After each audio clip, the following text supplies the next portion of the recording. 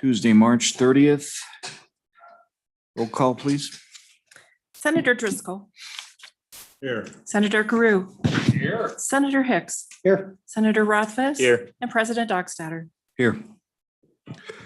First bill up for consideration, Management Council membership, House Bill 36, only bill up for consideration.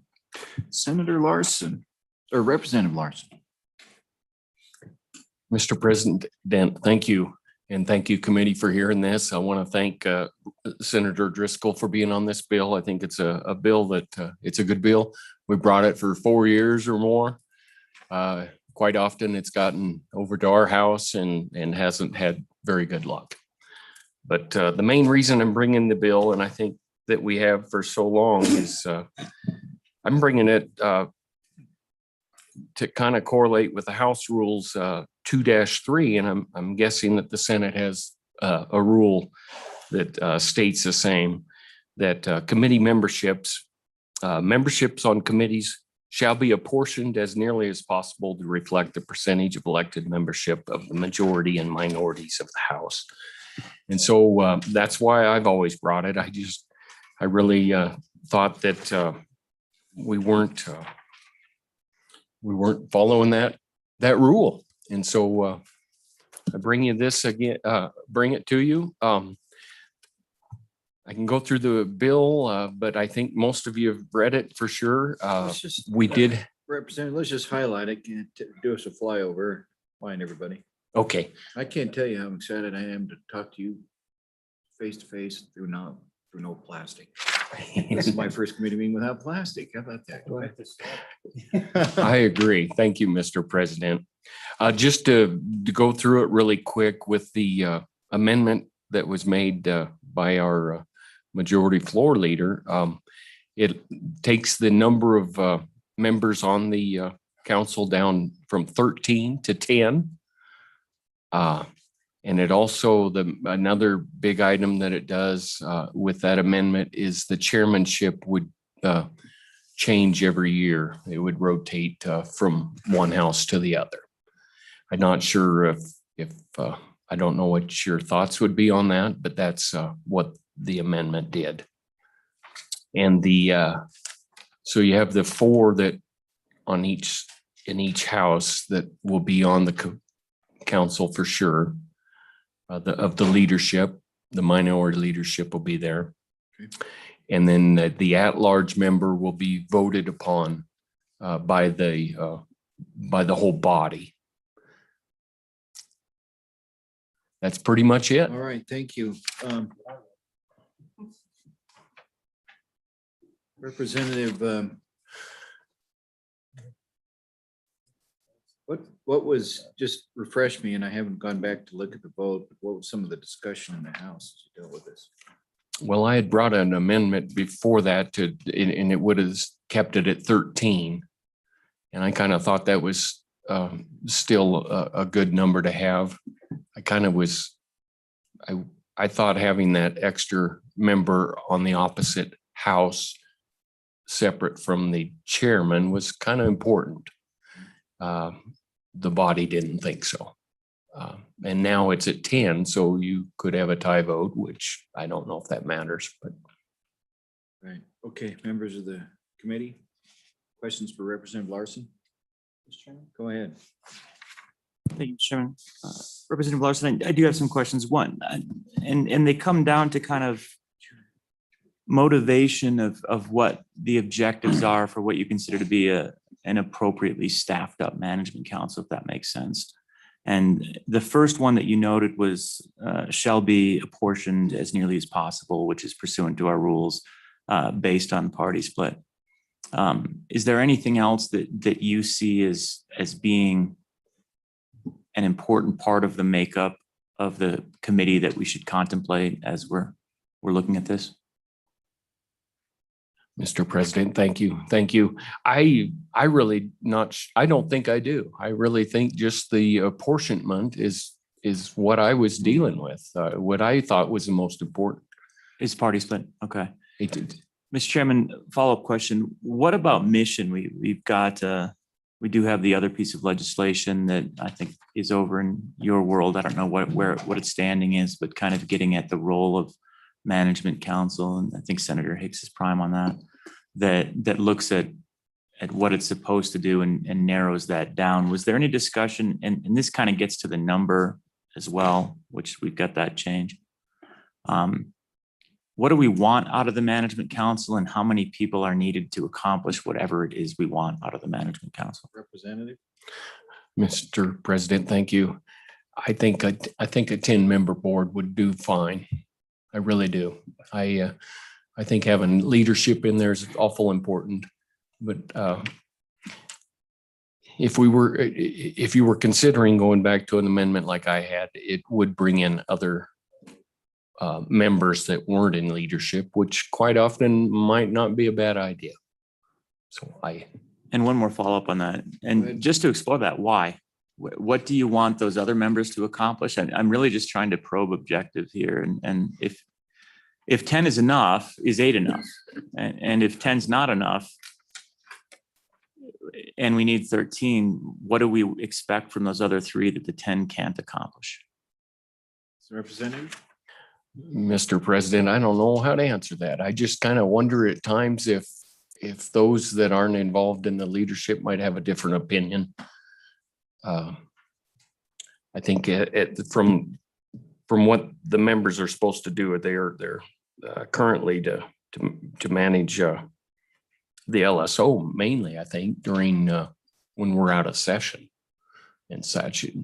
And then I think we are going to deal with other topics in this other bill, and I have to tell you, I haven't read it yet.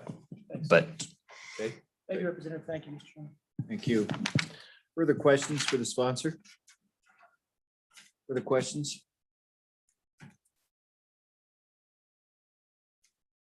All right. I don't know, want to make it too easy, but what's your desire on the bill, folks? Move the bill. Second. Moving and seconding. We'll work the bill. We need to take any public comment. Oh, yeah. Sorry about that.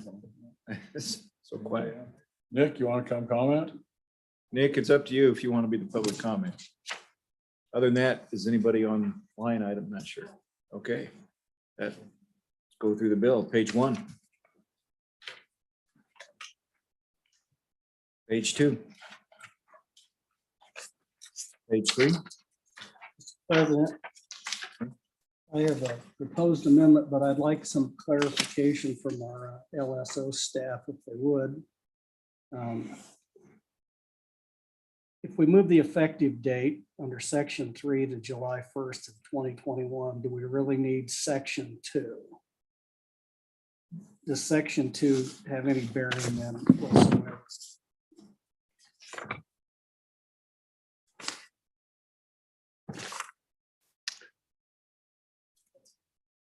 Mr. Obrecht, Director Obrecht.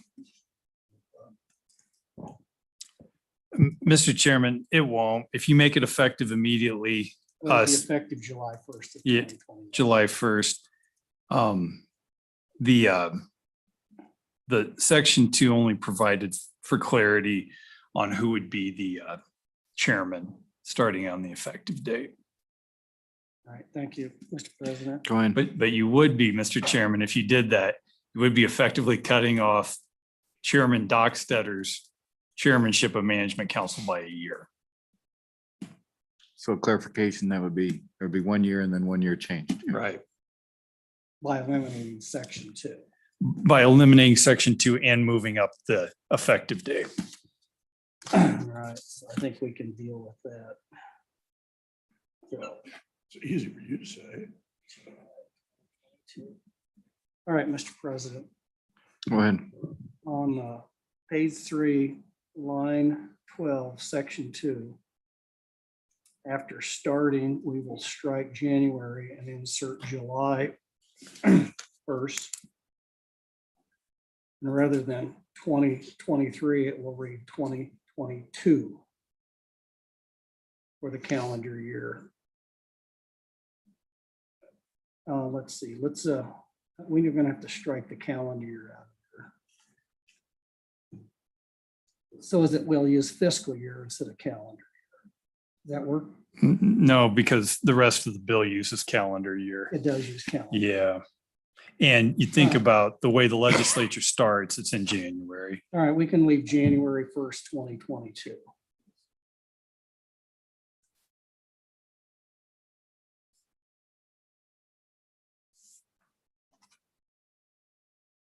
So it'll say starting January 1st, 2022 for the calendar year 2023, the chairman of management council, so will be a member of the House of Representatives.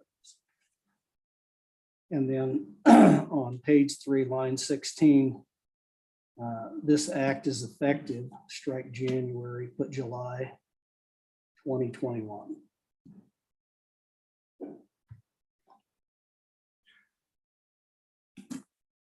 Is there a second I'll second. discussion? Go ahead. What effect is this trying to accomplish? Well, Mr. Chairman.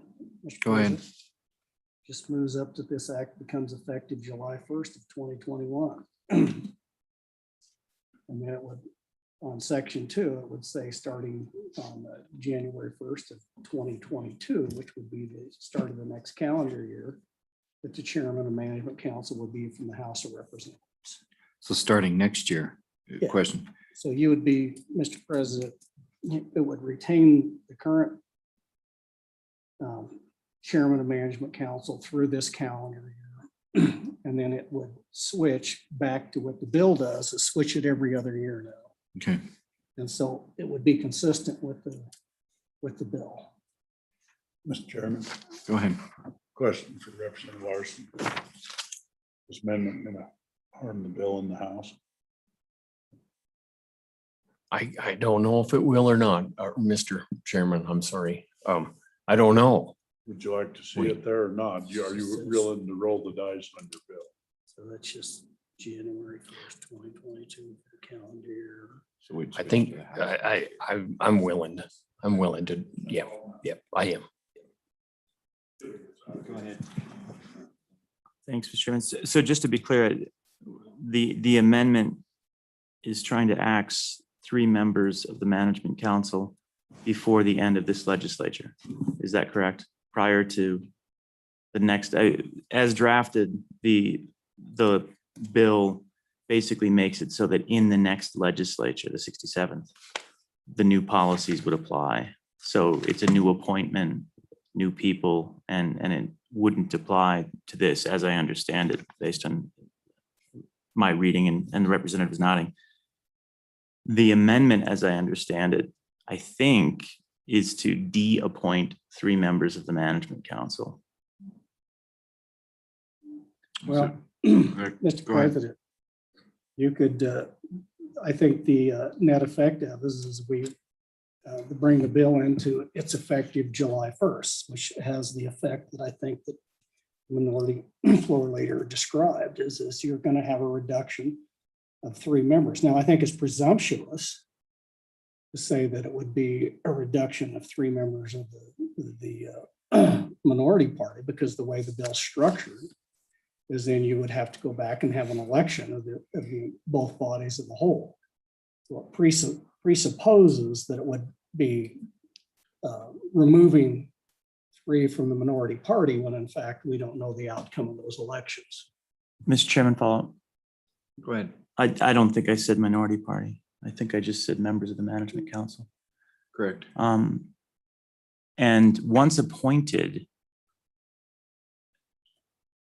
I guess it would be, again, as we pass a law, we can effectively override the number of people that are on there. But in our rules, and you could add language that I think would cover this, but I think you might have to come up with and the first time it will go through this process, because nobody has the authority actually to remove somebody outside of the legislative session from being a member of a committee. But if the positions don't exist, I guess what I'm saying there is it's probably a little bit ambiguous how that process would proceed in terms of who would end up staying and who would end up going. But I guess the question that I'll ask is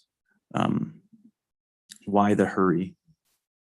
It sounds like a lot of challenge to change it this legislative session as opposed to the House's version, which was, well, let's do it on a clean session. What are your thoughts on that? Mr. Chairman, I don't see it as a challenge at all, because the only net effect of making it effective July 1st was you would have to, 3 members, based on the law that was adopted, would not be in those positions again, and then we would go through another election for those at-large positions. That's the process that works. Let's look at what are the advantages of switching out House and Senate every year for the chairmanship? I'm trying to decide what the advantages of that versus 2 years, 2-year terms. Because House is a 2-year term. Mr. Chairman. Okay, go ahead. On that point, this probably moves us in the right direction for that, in my opinion, because when you get to the presidency and someone gets to a speakership, it's just by luck whether or not you're the chair or the vice chair. And I think that's what the House's thought was. Each of the presiding officers should serve Step back. for Somewhere 1 in their year term, they'll get as 1 year. one or the other. And I mean, again, I'm not the world's biggest fan of this bill, but I think that's a fair aspect of And it it. works good. Water does the same thing a lot of other. Yeah. companies. So everybody gets a shot at it. Okay. Mr. Chairman, Go I ahead. think during this discussion in the House, they did want to bring up the management audit is opposite of this chairmanship. I think if that's not correct, you guys would know that. And they thought the same thing. It would switch also annually. And Okay. Go ahead, Senator. Mr. Chairman, on that discussion, was there any discussion of just making them co-chairs, which is sort of our standard practice on committees these days? There was, Go Mr. ahead. Chairman, there was discussion, but I can't remember. Whether people, okay. Yeah, the obvious. So I was curious body. about that. I don't know That- what that we may gained be from it. awkward, yeah. See. Okay. Further discussion? Mr. Chairman. Go ahead. Thanks, Mr. Chairman. Well, we have a proposed amendment on the table, and I'll just say on and against the amendment that I don't know. I think the House's wisdom on the timeline, whether you're going to support changes or not. There are changes that I would certainly support and others that I might not, but stepping back and just looking at the appropriate way to do it, it seems to me that severing people from the committee, well, I know you've got 3 no votes between the 2 chambers at that point in time. Maybe more, since nobody knows who's going off. At the end of the day, it's a pretty hard sell to say, it's a roulette game where we're gonna have to end a few of you. And we typically do try and make these decisions out in the future so that we don't upset the. Draw straws, you got better chances. That is true. All Go hail through- drawing go straws. through the Anyway, chair. those are my concerns. Go through Mr. the Chairman. chair. Further discussion. Sorry. Mr. President, Go ahead. thank you. I'm against the amendment. Understand exactly what the maker of the amendment is trying to do. But I think that while I'm not I'm not a big fan of the bill. I just think I don't think it violates any rules to do it this way, except the rules of class. Thanks. Thank you. Further discussion on the amendment. Mr. President, just to close it out. The fact that the bill here is trying to address the issue of disparity of representation on management council. Or maybe a perceived disparity of management council. The only thing that the amendment does is say, we recognize that, and let's get it implemented. And so if you fundamentally believe that there's a disparity, then why wouldn't we want to correct that now instead of just kick the can down the road a little further? And so I think it just makes good sense. If you believe that if you don't believe that you need the amendment, then you probably don't believe that you need the bill. For the amendment. Ready for the question? Question being called. All in favor of the amendment, say aye.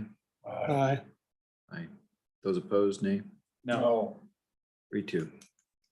The amendment passes back on the bill. Any questions on the bill? Mr. Chairman, Go ahead. some discussion on the bill. Go ahead. And I know the uphill battle because we've been here before, but I did prepare just for consideration of the committee. If the objective, which is always the objective we hear, but never the objective we propose, is to have an apportionment that is nearly as possible to what's represented in the legislature, then there should be recognition that as this is drafted, the minority party, which at some point in the future, I don't know when, but at some point in the future, will be your party. Maybe 2 years, but unlikely. Unlikely. Appreciate your humor. When the folks that drafted this, and we know those folks, we served with some of those folks, John Patton was among them. They wanted this to not be partisan, where we spend all of our time arguing about it, and clearly that fails usually. But if we're not going to go with parity, which I understand, nobody likes parity, going with apportionment as proposed is at least rational and justifiable. I still think it's better to have as close to parity as possible so that the decisions of what is supposed to be an apolitical body remain apolitical. But if the idea is to have parity, and if you contemplate a circumstance where at some point in the future, the majority party is the minority, then it seems that having parity would be the ideal in that circumstance for the current majority, but that a lesser compromise would probably be the objective that the good bringer suggested in terms of equal apportionment. This doesn't provide that. With committees, if we had standing committees of members of 5, that's what you see over on the right-hand side and of this little chart, which shows the break point at which you would go with 2 members of the minority party instead of 1. Right now, we're in the Senate, regrettably, still way down at the bottom end of that, where 1 is the appropriate number in terms of pro rata share. But once you get to what is effectively, looks like 9 members of the minority in the Senate, which would be 18 members in the House, it's appropriate to switch to 2 members as representation of a 5-member board, and you've got the appropriate numbers for 6 and 7 as well, based on just percentages. And that's not, me trying to advocate for some sort of better policy or special position. It's just literally the math behind how we apportion for standing committees in the Senate. That math has answers. Those answers are unambiguous, and they are the ones that we see on the right. So if the objective is truly to try and do a proportionate representation of those that are in the legislature, and I'll back up and say, the legislature is not a proportionate representation of the state. We've had this conversation before. 25% of the state voted D, 75-ish voted R. So we already have an election system, which I don't hear any advocacy for trying to get changed to the point where we have appropriate apportionment in the legislature. But it's apparently important on the management council that we have the right number reflected. So that's a battle I'll have to fight another time. But if that's the wisdom here, if that's the objective and that's the standard of fairness that is being brought by the bringer, we should implement the standard of fairness instead of just going with the worst possible implementation of it so that it works right now, but would fail to work under alternative circumstances. So I'll just put that back to the committee and see, does the committee want what they apparently perceive as a fair standard of pro rata? Or does the committee just want 1 member of the current minority party today because we're pesky, which I realize we are. We try to be. Further discussion on this point? Further discussion? One of them is best. All righty. Well, we're back on the bill then. Is there any response to that? Should I make a That's why I'm motion? asking. Mr. Chairman, If anyone wants. just for the sake of discussion, so when I do the math based on the chart, it actually wouldn't be 9 members in the minority. It would be 10 unless you want to round down or round up. 'Cause I don't know how you split half of the legislature based on this with the proposed of 5 members is 1.5. So just for clarification on that, I think that you would say you'd have to have 10 of the minority party to have 2 representation on management council. I would invite us to ask 100 mathematicians and go with the consensus answer. Ugh, we don't have time. All right. Anyway, Mr. You can Chairman, hire me. I'll agree with you. It's okay. My degree's not in the same school. I've even got Senator Driscoll on my side. I'm at 1.5, always round to 2.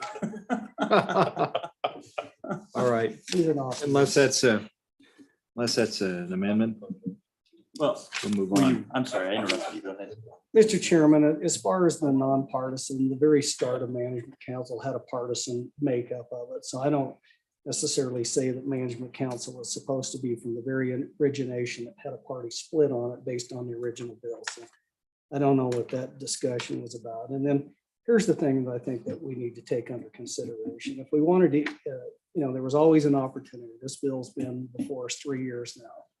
And for 3 years, I think the minority party known it's out there and they've never brought an alternative with a proposal for apportionment. So we're left to dispose this decision based on the bill that we have before us today, not an alternative, because the alternative was never brought, never proposed. So we could never have that discussion. So with that, Mr. Chairman, on and for the bill, call for the question. Mr. Chairman.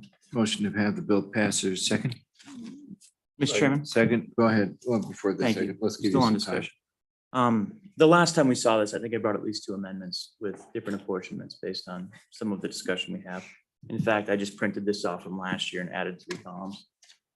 So the idea that I haven't been willing to work is, I don't think accurate. It's just that the same speech was given last time, which is pound sand.